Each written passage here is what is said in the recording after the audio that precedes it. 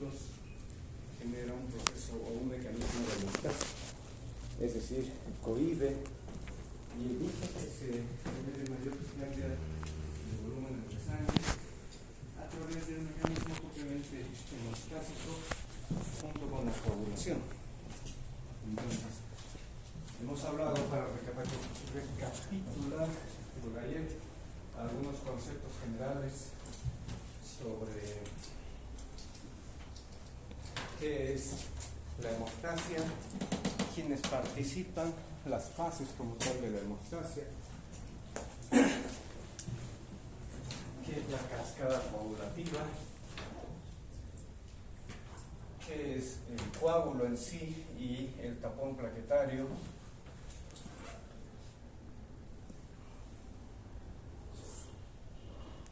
esto solamente como recuerdo que habíamos visto los componentes celulares de la sangre.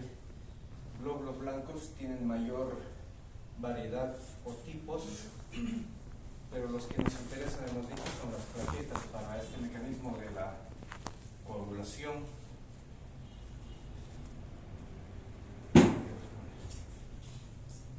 Recordando que las plaquetas no son células, sino fragmentos celulares que tienen esas características. Son discoidales en un inicio cuando están inactivas, pero se van a tornar poligonales, generando prolongaciones espiculares en un tiempo de vida medio de entre 8 a 12 días. Por lo tanto, se requiere un recambio constante, al igual que glóbulos rojos, cada 120 días. La concentración de 150.000 a 450.000 por decilitros. Se activan por cualquiera de estos compuestos, habíamos dicho. La trombopoyetina, de hecho, estimula la formación de plaquetas y se activan por ADP, colágeno, tromboxano, A2, entre otros componentes. Lo peculiar de las plaquetas, decíamos, es que justamente vienen a ser el sustento, la base de la formación del tapón de coágulo, ya para evitar y cohibir la hemorragia. Dentro de las fases del mecanismo hemostásico, hemos dicho, son generalmente 4 los reconocidos: una reacción vascular, formación del tapón, formación del coágulo y la reacción fibrosa, que lógicamente acontece después de que ya se ha cohibido la hemorragia. Habíamos analizado ayer que por un lado tenemos la sangre, es decir, los glóbulos rojos, junto con el plasma por otro lado, que si estuvieran quietos los componentes, más o menos se vería como la primera imagen. Pero lógicamente, como somos un tejido o un organismo más bien biológico, dinámico, activo, constante, lo que vemos en realidad es esto, ¿no? Gracias al bombeo de la sangre, les decía, la sangre fluye en sentido anterógrado para distribuir sobre todo los nutrientes y recoger los desechos de los diferentes tejidos. Entonces, este sistema de flujo de sangre, hemos dicho, se conoce como el flujo laminar, donde el contacto entre componentes celulares y la misma pared vascular es mínimo, porque quien limita ese contacto para evitar fricción, choque, roce de los componentes, sobre todo celulares, es el plasma, el agua. Entonces se forma como una especie de biocapa, un biofilm acuoso periférico que permite el mecanismo de avance, pero como la capa periférica sí tiene contacto, entonces se retarda un poco y lo del centro avanza más. Bueno, eso es un poco indistinto o relativo, pero ocurre esto. Cuando ya hay un evento hemorrágico, se rompe un vaso sanguíneo y ocurre ya el sangrado en sí. Hemos aclarado ayer que este flujo laminar se pierde y empieza a aparecer un flujo turbulento. De hecho, el flujo turbulento no es tan malo, pero tampoco tiene que ser persistente, continuo. Adelantándoles en capítulo, en hemodinamia van a ver que de hecho el flujo turbulento, o por lo menos al año también lo van a repasar de seguro en fisiopatología, el flujo turbulento aparece en mecanismos de trauma, es decir, un golpe o de daño. cuando acontece asimismo un mecanismo inflamatorio. Entonces el flujo turbulento no es netamente perjudicial, pero repito e insisto, no tiene que ser permanente, continuo. ¿Para qué queremos que ocurra el flujo turbulento? Por ejemplo, en nuestro caso, si el flujo se mantuviese laminar, ayer lo explicaba, si el flujo se mantuviera laminar, las plaquetas, imaginen que aquí generásemos un daño, una rotura. Si el flujo se mantuviese laminar, las plaquetas que generalmente están por aquí por el centro nunca podrían tomar contacto con el sitio de la lesión, se pasarían de largo. En cambio, con un flujo turbulento, hacia aquí es el daño, la plaqueta tiene la oportunidad de entrar en contacto con el medio dañado, con el tejido dañado. Entonces, eso le va a permitir generar el mecanismo de adherencia. Porque tengan en cuenta esto, les va a servir, espero que les sirva en realidad, incluso para el año. Estas células de la sangre no son móviles de manera autónoma. O sea, no es que el glóbulo rojo, el glóbulo blanco o la plaqueta, que no es una célula, reitero, no es que ellos quieren ir al sitio de la lesión, son arrastrados por el flujo de sangre, ¿ya? Porque si por ellas fuera, o al revés, si por el flujo laminar fuera, estas células, estos componentes nunca llegarían al sitio de la lesión. Y lo mismo va a acontecer cuando hablemos mañana y los siguientes días de la respuesta inmune. En la respuesta inmunitaria, las células blancas nunca llegarían al sitio de la lesión si no fuera justamente por este cambio en la hemodinamia, en el flujo turbulento. Por eso es que deja de ser laminar, ¿no? Entonces aparece el sangrado, aparece la hemorragia y ya empieza inmediatamente el mecanismo hemostásico, que ayer ya lo hemos visto, que sería de carácter primario.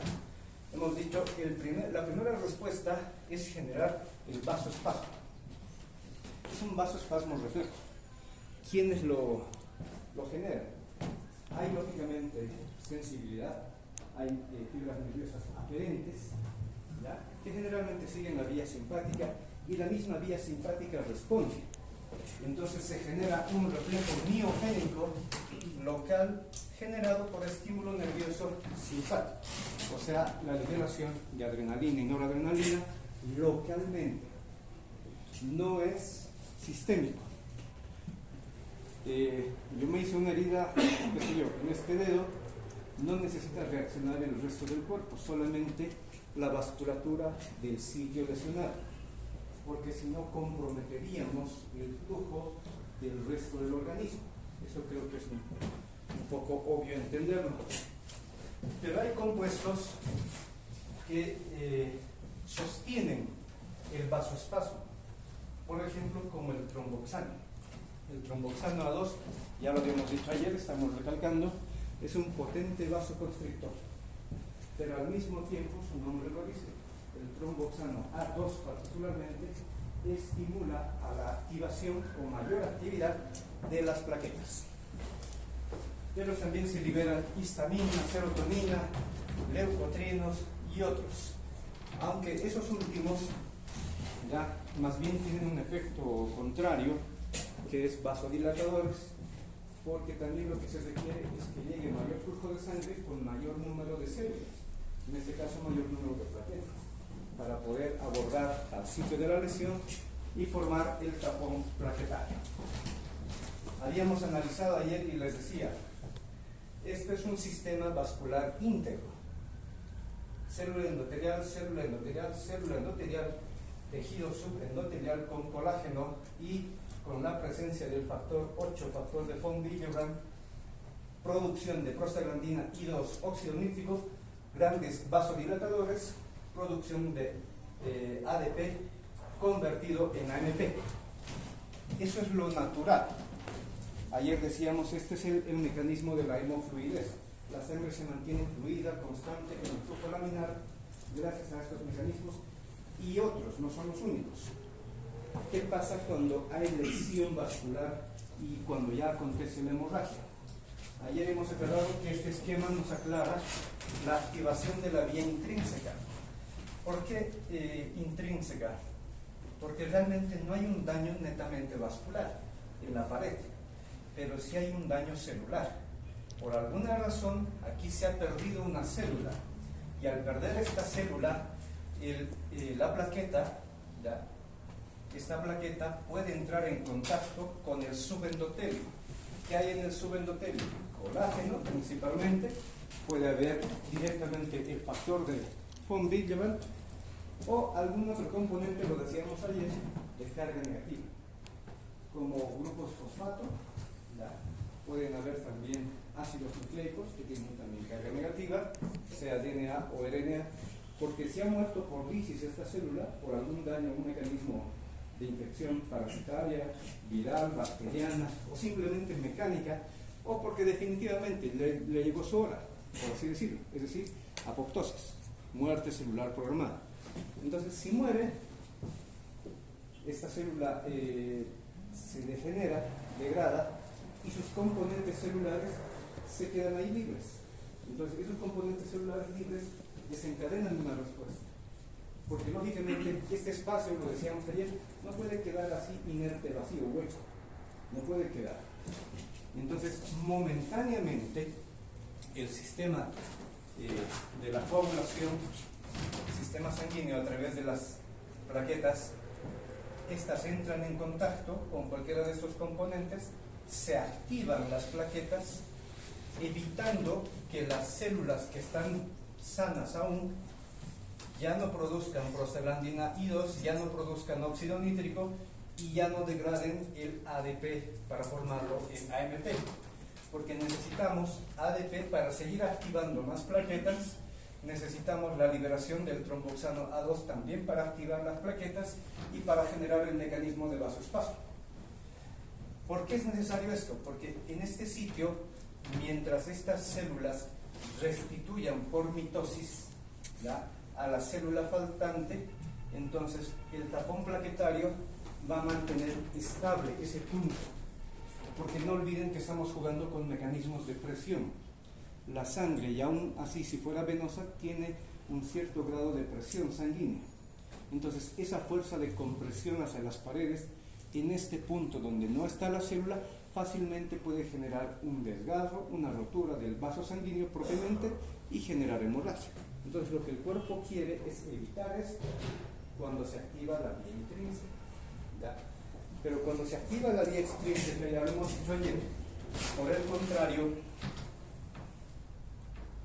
cuando se activa estos son otros compuestos que activan a las plaquetas, cualquiera de carga negativa, como el colágeno, polifosfatos, ácidos nucleicos, el mismo ADP, tromboxano A2 y demás.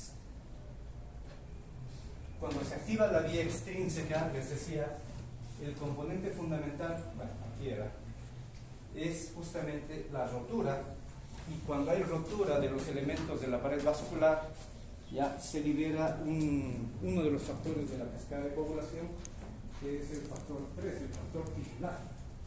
Entonces, este factor tisular es el que desencadena el inicio de la vía extrínseca. ¿Qué pasa cuando una plaqueta está activa? Cuando la plaqueta está activa, esto ocurre. Empieza a presentar, además que cambia su estructura, ya lo habíamos dicho hace un rato, y empieza a presentar en su superficie de membrana estas glucoproteínas. La glucoproteína 1B, que justamente va a servir de anclaje para agarrarse mano a mano, por así decirlo, con el factor de von Willebrand. Entonces, esto es lo que le permite adherirse a la plaqueta al tejido subendotelial, ¿ya? Y de esta manera, las otras plaquetas luego se van adhiriendo entre sí para formar el tapón plaquetario. Y hasta ahí concluye la fase de la hemostasia primaria.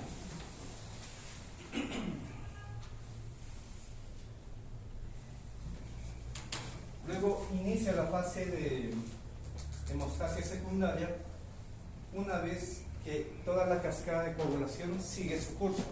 sea, se activan todos los componentes de la cascada de coagulación, tanto por vía intrínseca o extrínseca, hasta formar la malla o red de fibrina. Y consecuente también después la adhesión de los glóbulos rojos y formar el coágulo final. Entonces la célula dañada empieza a liberar factor tisular, pueden haber otros componentes fosfolipídicos, como decíamos, y de hecho se va a formar un complejo que en un instante vamos a complementar para que se active el resto de la cascada de coagulación. Eso es lo mismo, la malla de fibrina se está formando, y como este tapón plaquetario, pese que ya puede tener un poco de fibrina, es inestable, cuando ya ocurra la mitosis, o sea, cuando ya la célula basal o la célula que está aledaña genere la mitosis como tal y se emplacen a la célula faltante, este tapón fácilmente se va a ir liberando. Se va a liberar, porque es temporal, y todavía no está estabilizado como tal. Se estabilizaría hasta que lógicamente el último factor de la coagulación, que es el factor 13, entre en actividad. Y habíamos quedado acá hablando de los factores de coagulación. Nos aclaraba, si bien la mayoría de los autores nos dicen que hay 13 factores de la coagulación, sin embargo teóricamente solamente quedan 2, y está bien, porque el factor 6, si lo buscan, no está ahí. Para los que recién están viniendo hoy, no está ya el factor 6, porque el factor 6 es en realidad como un factor 5 muy similar. Entonces se ha decidido quitarlo y solamente quedan estos 13. Ya les había aclarado ayer, hay otros cofactores que, sin embargo, hoy por hoy, si bien han sido descubiertos recientemente, no se las ha asignado una numeración específica, porque además no son desencadenantes de la cascada, simplemente son colaboradores o cofactores, como su nombre dice, que coadyuvan en el proceso de la coagulación. Bueno, continuando entonces, después de este pequeño repaso, ¿cómo ocurre en sí la activación de la cascada de coagulación? Que ya lo hemos ido adelantando. No olviden que estos son los factores vitamina K dependientes, el factor 2, 7, 9 y 10. Suelen ser preguntas típicas de examen, además, hasta de residencia médica. Entonces, aquí tenemos las dos vías.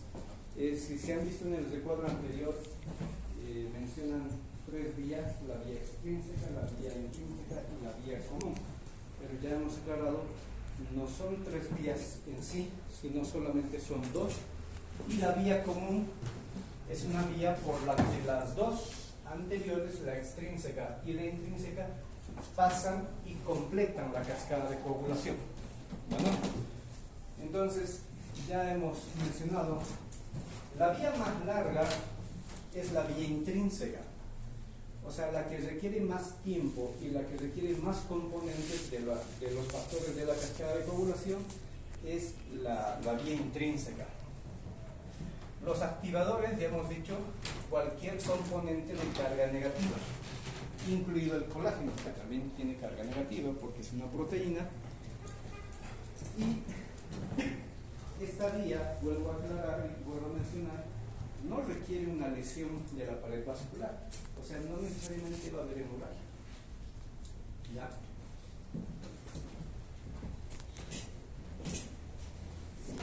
Esta vía intrínseca implica la formación de un complejo inicial activador. El complejo inicial activador es específicamente el factor 12 que se une al factor 8, que es el factor de von Willebrand. De hecho, la teoría nos dice, esto va un poquito más allá a la bioquímica, nos dice, se requiere sí o sí a la plaqueta, ¿ya? Porque si no, tampoco esta plaqueta se activaría. ¿Por qué la plaqueta? Y además calcio. porque la plaqueta justamente genera unos componentes glucoproteicos en su membrana de superficie. Bueno, no es celular, pero es una membrana muy parecida a la membrana celular, porque lógicamente se desprenden de los megacariocitos, lo habíamos hablado ayer, y sobre esa superficie de la plaqueta se forma este complejo, el complejo del factor 12 junto con el factor 8, el antihemofílico, ¿ya? Y además el factor de von Willebrand, porque gracias a estos componentes y el calcio, me estoy olvidando, y el calcio es que se permite la adhesión. ¿Por qué el calcio? Porque el calcio es de carga positiva y está atrayendo justamente a esos otros compuestos de carga negativa. Y esos compuestos de carga negativa, al entrar en contacto con la superficie glucoproteica de la plaqueta, recién se forma este complejo e inciden sobre el factor 11. Activando el factor 11, luego se activa el factor 9, y el factor 9 sigue formando todo ese complejo, y ese complejo finalmente, ese complejo de factor 8, factor 9 activado más el calcio y fosfolípidos van a activar al factor 10, y entran en la vía común, y aquí nos vamos a detener un instante para entender a la vía extrínseca. La vía extrínseca es más sencilla, es más rápida y además, entre comillas, para el organismo es más urgente. ¿Por qué? Porque ya hemos dicho, en la vía extrínseca, en la activación de la vía extrínseca, realmente hay daño, la pared vascular se ha roto, se ha lesionado, hay una verdadera hemorragia evidente, puede ser profusa, masiva. Entonces eso es riesgoso para ese tejido e incluso para el organismo, lo hablábamos ayer, porque estamos perdiendo volúmenes de sangre y muchos componentes nutricionales que están en la sangre, en el plasma, oxígeno, glucosa y otros. Por lo tanto, la vía extrínseca es más rápida al liberar el factor tisular, el factor 3, ya que es la tromboplastina. Entonces, esta tromboplastina directamente forma otro complejo. Primero activa el factor 7 y el factor 7 activado forma otro complejo muy parecido a este otro complejo. De hecho, a estos dos complejos se conocen como el complejo de tenaza, ¿ya? El complejo de tenaza. Es simplemente un juego de palabras según la teoría. ¿A qué nos referimos? Es un vocablo anglosajón que refiere tenaza. O sea, se forma una especie de complejo enzimático que activan al factor 10. Es una enzima que activa factor 10, por eso se llama complejo tenaza. Por lo tanto, se puede nominar como complejo tenaza de la vía extrínseca y complejo tenaza de la vía intrínseca, son lo mismo, porque el final, el objetivo, es activar al factor 10. Los dos caen justamente acá, en el factor 10. Pero este es más rápido, como les digo.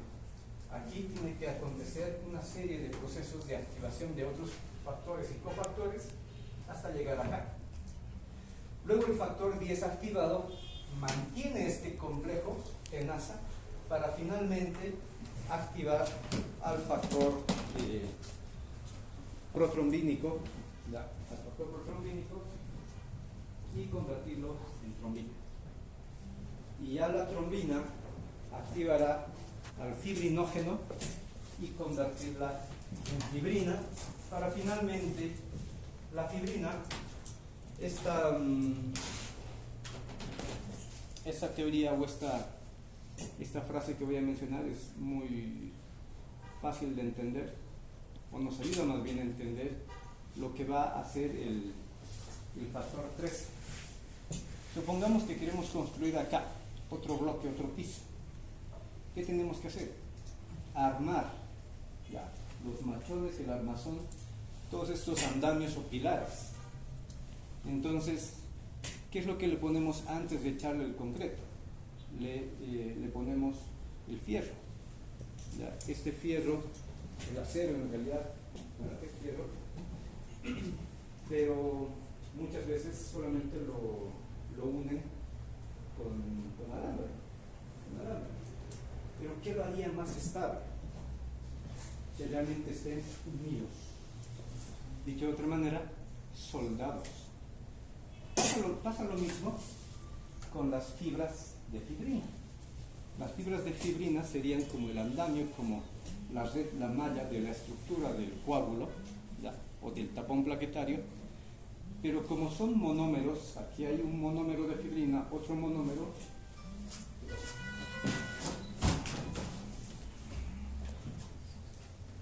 Entonces, aquí hay un monómero, aquí hay otro monómero de fibrina. Si los queremos realmente estables, aquí está el monómero y el otro monómero, no solamente nos serviría ponerle un alambre, igual se pueden soltar. Entonces, el factor estabilizador, que es el factor 13, lo que hace justamente es como generar una soldadura, un mecanismo de unión molecular, ¿ya? Para que esta malla de fibrina realmente sea más estable en diferentes sentidos, porque lo que vemos acá en esta imagen no es una red simétrica, sino es una malla al azar, donde caiga la fibrina en diferentes posiciones, ya se la ensambla a la fibrina, se la activa y se la estabiliza finalmente. Y una vez que ya está estabilizada, lo que acontece es que las otras plaquetas que se siguen activando se sigan adhiriendo a estos puntos. ¿Y cómo es que finalmente se forma el coágulo en sí? La teoría nos dice algo similar. No hay un mecanismo netamente bioquímico de unión o biomolecular de unión entre el glóbulo rojo y la malla de red de fibrina. Simplemente es que el glóbulo rojo, ya como estamos en flujo turbulento, llega a la malla de red y como se sigue formando más malla de red, el glóbulo rojo se adhiere o vamos a decir, encaja en algún sitio de los espacios de la malla y queda ahí atascado, ¿ya? Y ya no se le puede, ya no se puede liberar aún por la fuerza del flujo del torrente sanguíneo, ya no se libera y más malla de red encima se le sigue ensamblando, por lo tanto quedan atrapados los glóbulos rojos hasta que finalmente se forma todo el tapón de coágulo en sí. Pero no queda ahí. El coágulo finalmente, para ser estable, porque este es un coágulo todavía blando, ¿ya? Tiene que generar un mecanismo de, vamos a decir, de pérdida de líquido, o sea, tiene que perder el agua plasmática y tiene que liberarse de algunas proteínas o otros solutos que están acá. Entonces, aquí la teoría nos indica que las plaquetas internamente tienen proteínas de tipo miosina y actina, o sea, muy similares al tejido muscular. Entonces se contrae más y la contracción plaquetaria hace que el coágulo prácticamente reduzca de volumen, reduzca la masa del coágulo en sí, y ahí es cuando realmente ese coágulo termina siendo ya muy estable y empieza ya el mecanismo de desecación ya y formación de la costra. Como ya hemos indicado, el objetivo final también de la coagulación no solamente es generar el tapón en sí del sitio de la lesión, sino que este tejido, como tiene capacidad regenerativa, pueda restituir a sus células, tanto células endoteliales, células musculares y células de la adventicia, para que luego se mantenga el flujo normal y habitual y esa costra pueda ser retraída o expulsada y degradada, lógicamente, porque después de eso viene la fase de degradación del coágulo. O sea, ese coágulo tampoco se puede quedar ahí, ¿ya? Tiene que ser degradado y liberado de ese ciclo una vez que está regenerado. Esto solamente como dato curioso. Tenemos algunas patologías habituales que pueden acontecer en un paciente, en una persona, por deficiencia de alguno de los factores o cofactores de la cascada de coagulación. No vamos a entrar en mucho debate, Por ejemplo, podemos tener trastornos coagulopáticos de tipo adquiridos por simplemente deficiencia de vitamina K. Esto ocurre generalmente en pacientes neonatos, en infantes, ¿ya? Porque una vez que hemos nacido no tenemos habitualmente todos los nutrientes de manera suficiente. Mucho dependerá de cómo ha sido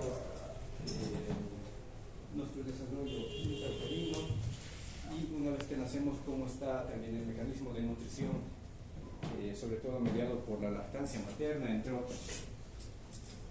De hecho, dato curioso que en algún momento lo van a tener que vivir pronto, en unos años, cuando se hace el rote de neonatología.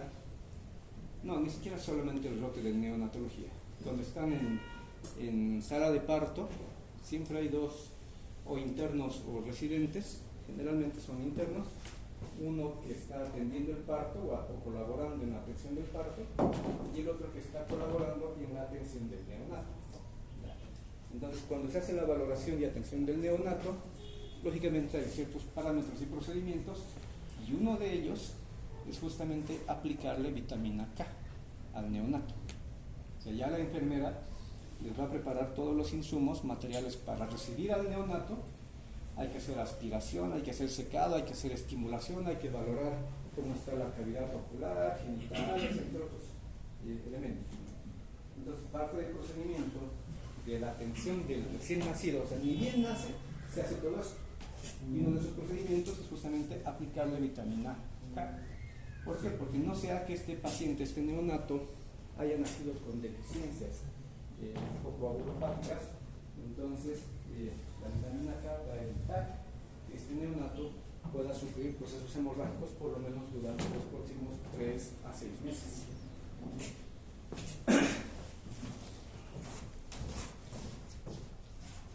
Hereditario.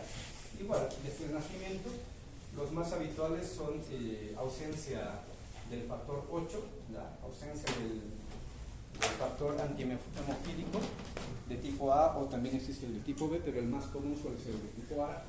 Entonces esto nos va a generar sangrados también masivos, porque no hay un retraso en la formación de la fibrina, o ausencia que también es muy típica del factor 8, pero que es el cofactor, el de von Willebrand. Este igual entonces nos generaría coagulopatía o deficiencias en la activación de la cascada de coagulación. ¿Por qué? Es que este, digamos, es relevante, porque si no existe el factor de von Willebrand, es muy deficiente en su producción, la plaqueta no puede adherirse al sitio de la lesión. Y si la plaqueta no se adhiere al sitio de la lesión, lógicamente esta plaqueta no colabora en la formación del tapón. No colabora en la formación del tapón. O sea, porque puede haber la cascada coagulativa, pero con la plaqueta no adherida no hay hemostase como tal.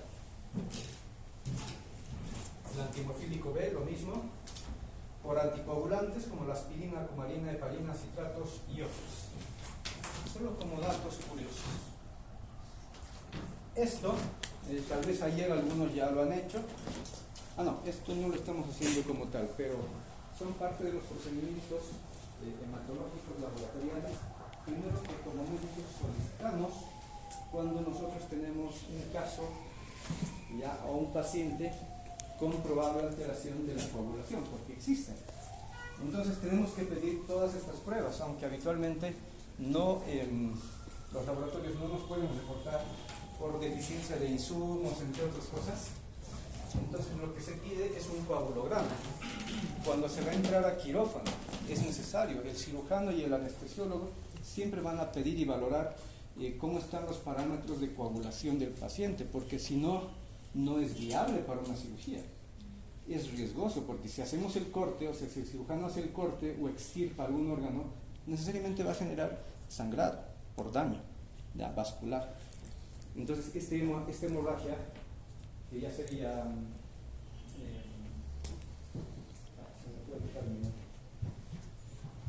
sería por un lado adquirida y por un error médico, vamos a decirlo así, hay otro término por si acaso.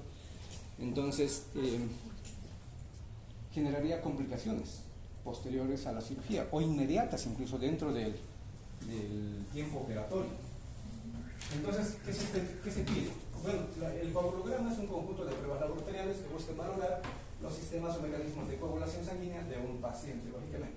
Pedimos tiempo de protrombina, tiempo de tromboplastina parcial activada, tiempo de trombina, el fibrinógeno, razón internacional normatizada o INR, y el tiempo de sangría y tiempo de coagulación. Esto sí estamos haciendo nosotros acá en el laboratorio, más el tiempo de coagulación. Vamos a ver también otros factores. ¿Cómo se realiza, por ejemplo? Bueno, esto es más laboratorial, pero les vamos a brindar un poco de información. Se extrae muestra de sangre del paciente, se la centrifuga, luego se obtiene solamente plasma. Este plasma lo llevamos a pequeños tubos de toma de muestras y se pipetea diferentes componentes, dependiendo, quiero valorar tiempo de protrombina o quiero valorar tiempo de tromboplastina parcial activada. Entonces, en ambos casos se adhieren diferentes sustratos que van a activar ya a la cascada de coagulación. En este caso, para el tiempo de trombina, también llamado tiempo de Quick, ya se valora el tiempo que se activa la protrombina en trombina y desencadena la formación del coágulo. En este caso, el tiempo de protrombina evalúa la vía extrínseca. Esto también suelen ser preguntas típicas, no solamente en fisiología, sino también en ámbito clínico. El tiempo de protrombina activa la vía extrínseca. Su valor normal está en un rango de 10 a 13 segundos, es muy concreto. Aquí tenemos el otro. ¿Qué es el INR? Es un índice. Es un índice de la relación entre el tiempo de protrombina del paciente y un tiempo de protrombina diferencial universal, que deberíamos tenerlo de manera local, pero nosotros usamos siempre, lamentablemente, sistemas internacionales, y eso no es adecuado. Entonces, un INR óptimo tiene que estar entre 1.3 o 1.5. No tiene parámetros de medición, es un índice. Dividimos el tiempo de protrombina del paciente con el tiempo de protrombina estándar localmente. Pero es un referente muy importante, no solamente para el ámbito quirúrgico, sino también para el seguimiento de aquellos pacientes que tienen problemas de la coagulación. O sea, en vez de no coagular, coagulan mucho y se les administra un anticoagulante. ¿Ya? Se les puede dar heparina generalmente u otros. Entonces hay que hacer seguimiento de que tampoco exceda el efecto anticoagulante, porque si no va a generar hemorragias. El tiempo de tromboplastina parcial activada, de hecho aquí están comparadas, ¿no? El tiempo de protrombina, tiempo de tromboplastina, ya habíamos dicho, se extrae plasma sanguíneo, se le colocan los aditivos respectivos, además de calcio. Tiene que haber anticoagulación con citrato también de calcio, y se está viendo cómo se genera el desencadenante para activar la vía extrínseca o intrínseca.